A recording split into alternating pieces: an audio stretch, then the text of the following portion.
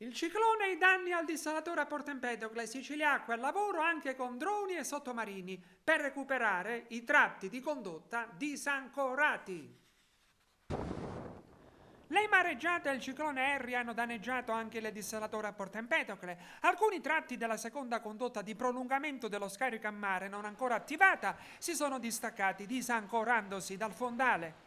E Sicilia Acque, che gestisce l'impianto, è impegnata a recuperarli servendosi anche di droni aerei e di sottomarini per ovviare alle condizioni meteo marine avverse. Con i droni si sorveglia il tratto di mare interessato e si cercano le parti della tubatura e poi con i sottomarini si eseguono le verifiche tecniche sull'integrità delle tubature.